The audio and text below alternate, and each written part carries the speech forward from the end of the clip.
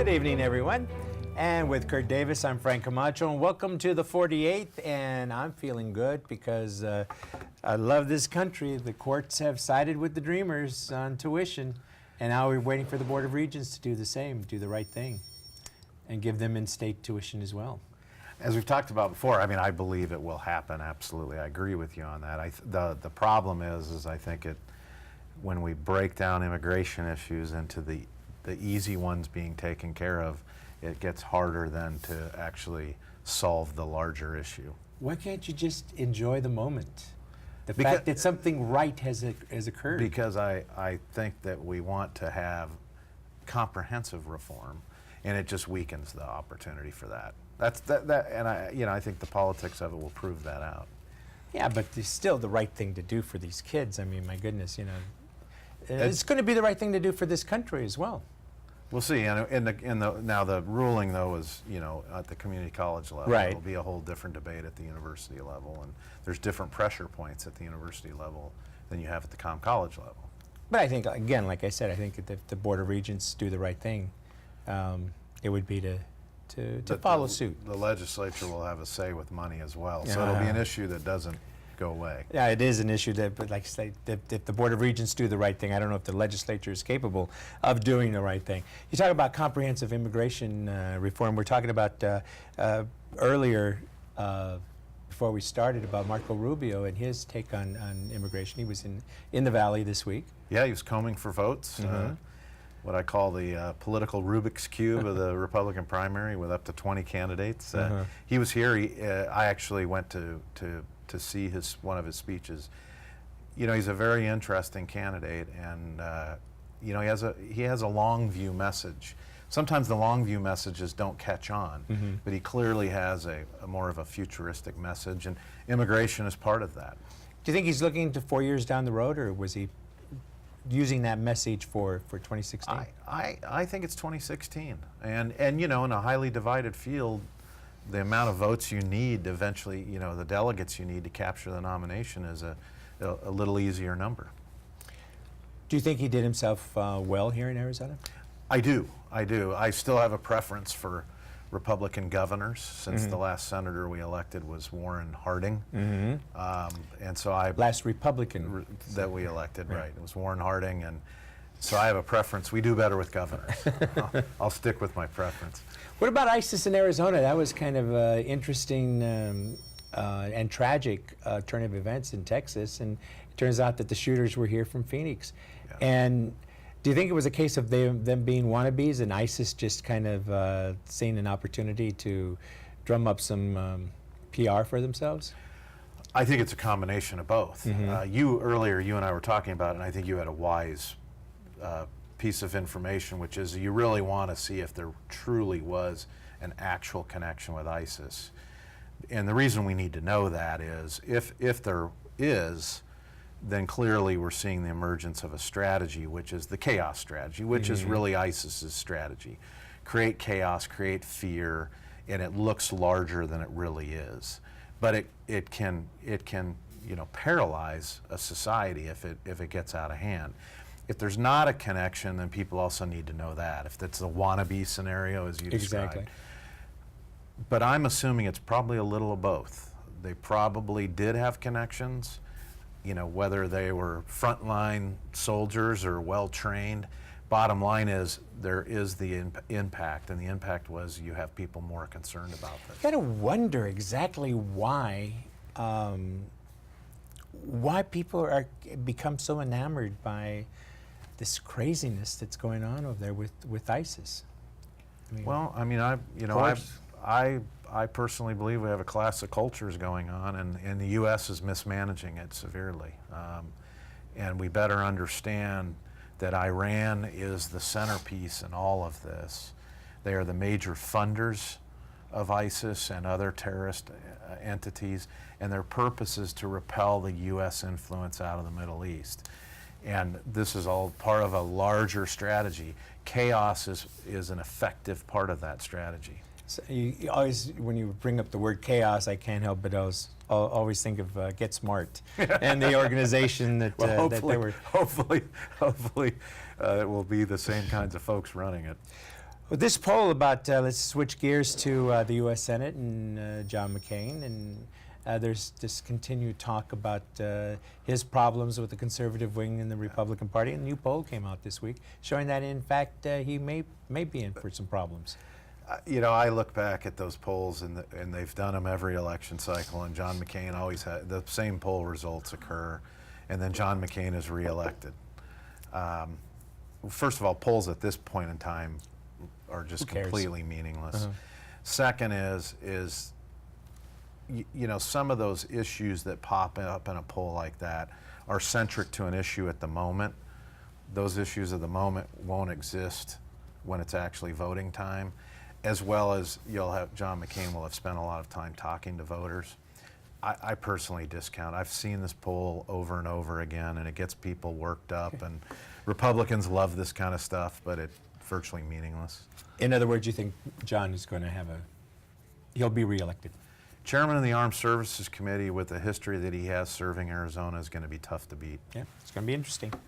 Well, coming up next, our guest this week will take us on a walk through memory lane with Arizona politics. Should have been governor. That's what Kurt Davis says. Stay with us as we begin our conversation with Leo Corbett.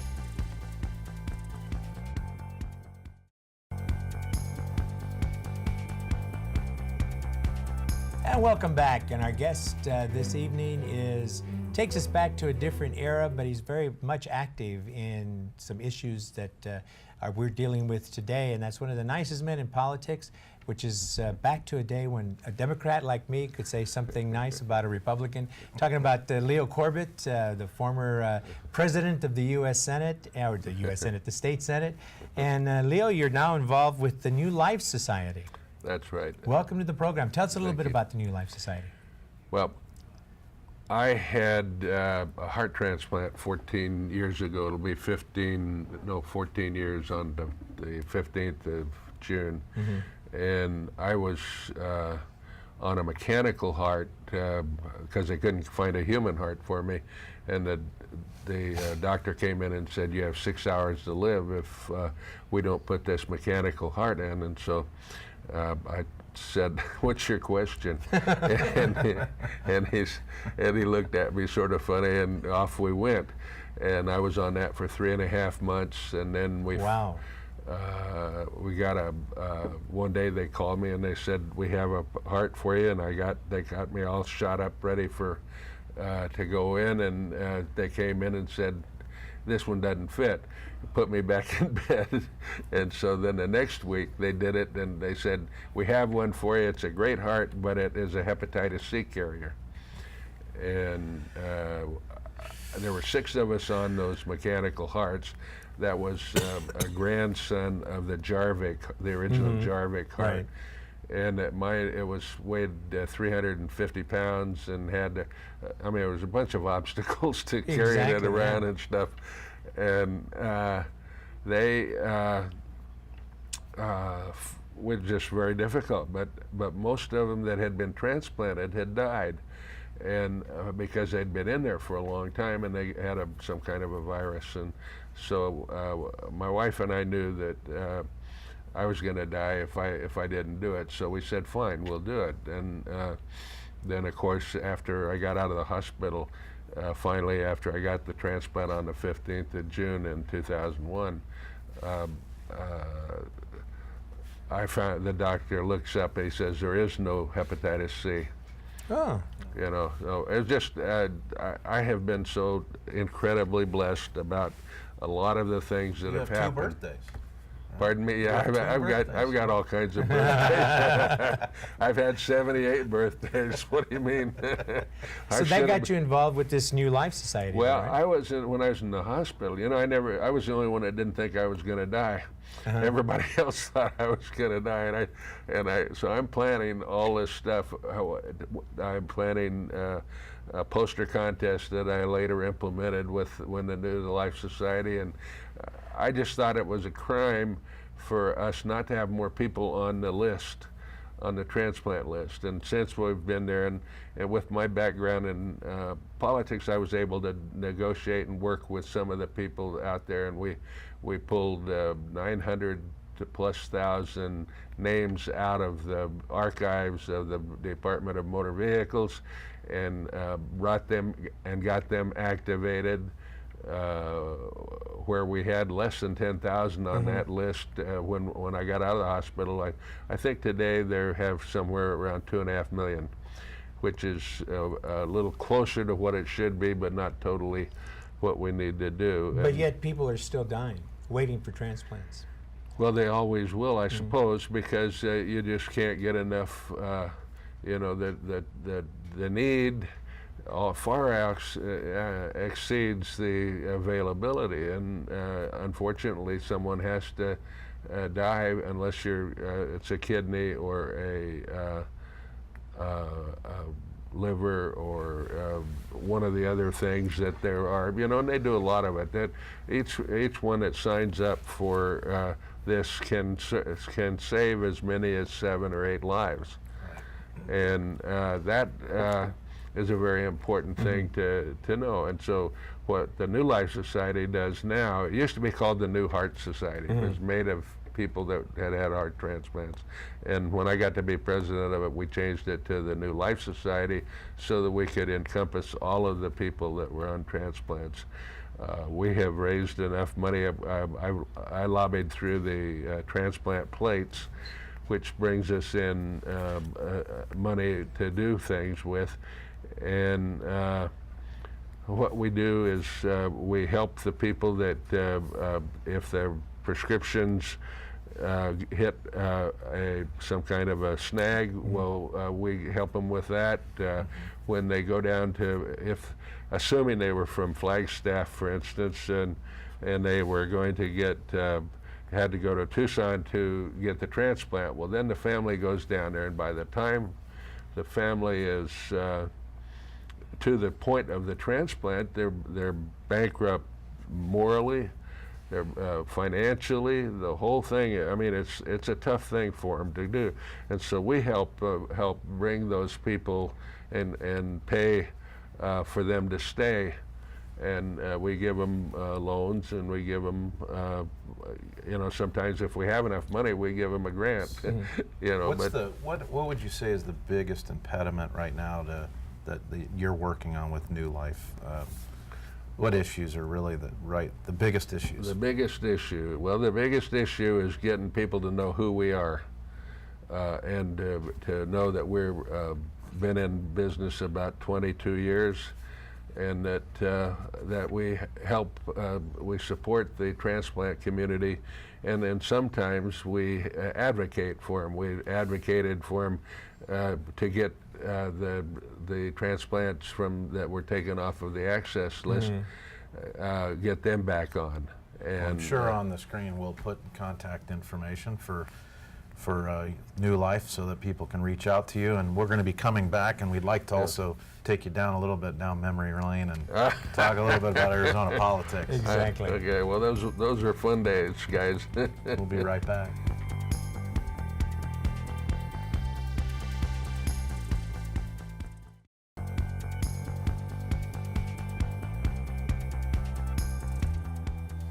Welcome back, and we continue in our conversation with Leo Corbett, the former president of the Arizona State Senate, and also the former president of the New Life Society.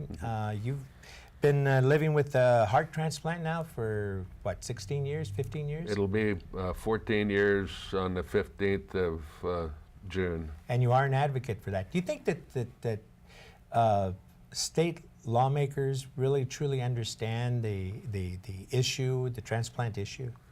I don't think they did, or they wouldn't have taken them off the list. And they were told, and the governor was told that there was no medical reasons for doing what they were doing. We gave them an alternative which would save the amount of money that they had, and they still refused.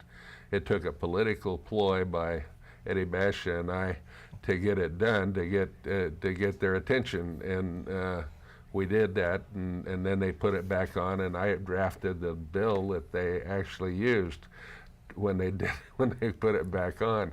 I put the thing into the session laws so that it has a time expiration, because I knew they'd never get the votes otherwise. And so then it's funny, one of the kids over worked at the house, winked at me and said, "We used your bill." That brings back an interesting point, I mean, because you mentioned Eddie Basha.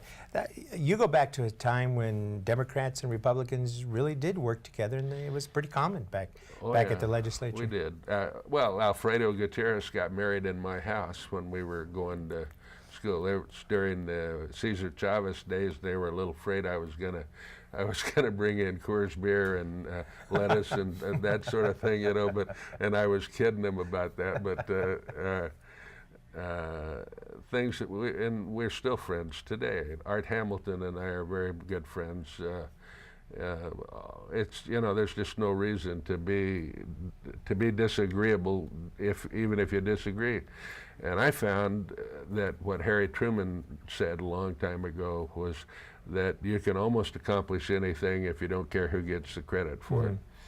And so when it came time for someone to go in front of the TV cameras, well, I always tried to make it the guy that was chairman of the committee or something like that, because it, you know, it just makes things a lot easier, made my life a lot easier to you know, because we're all have some kind of an ego, or we wouldn't be in politics to start with. Although I was in politics by accident, but. And you'd also had a tough mission years back. Republicans came to you and asked you to run against Bruce Babbitt for governor. Yeah, well, that was the first time I acquiesced to running for office. Was a great experience and everything, and that was when I was in for 7 terms. But the second time when I ran for governor, that was the dumbest thing I ever did in my life. And you know, we were out moneyed, we were out worked, we were out everything, and it was it's hard. It's hard knowing you're going to lose, to go out and make a speech every day to people, telling them to go out and vote.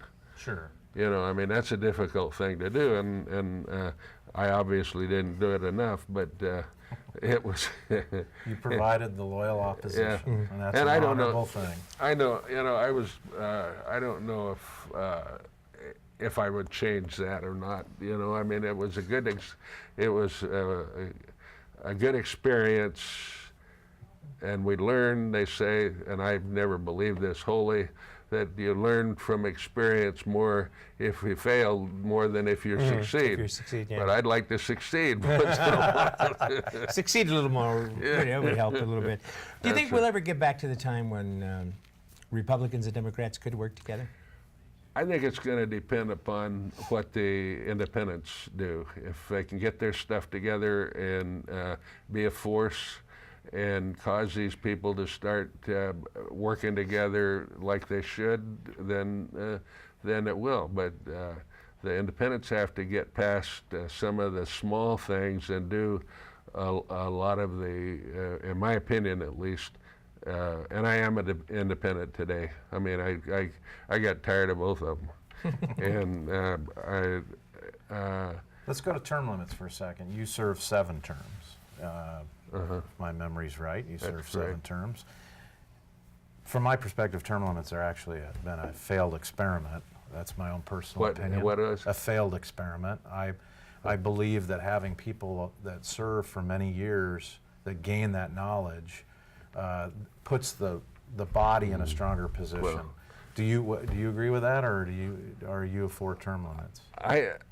No, I think term limits have hampered a lot of good legislation. I think that a lot of things that they've changed out there, the 100-day rule, the old 100-day rule was that I installed was that you exclude holidays and weekends.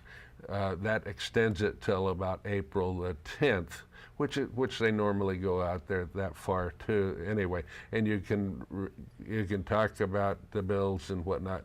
And the other thing we have to remember though is that they're dealing with somewhere around 9 times as many problems as we had back in those days. A lot more bills. A lot more bills, a lot more people, a lot more issues. That But you look at the issues. I mean, you rewrote the criminal code, groundwater legislation. You look at all.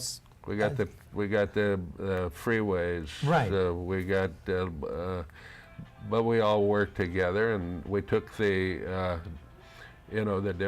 Most of our committees, I think, if you'll remember, were bipartisan. We had a lot of things were easier too.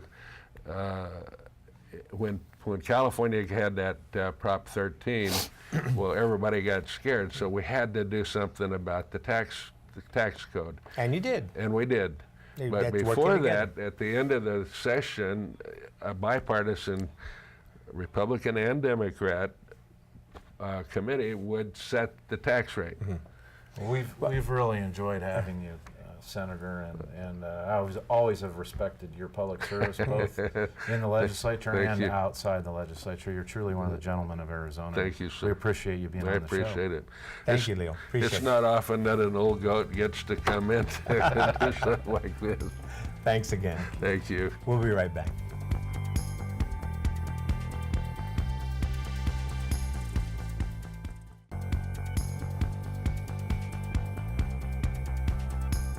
I'd like to thank Leo Corbett once again for being our guest this week. Fascinating look back and also forward to what's going on here. The good old days. Yeah, the good old days.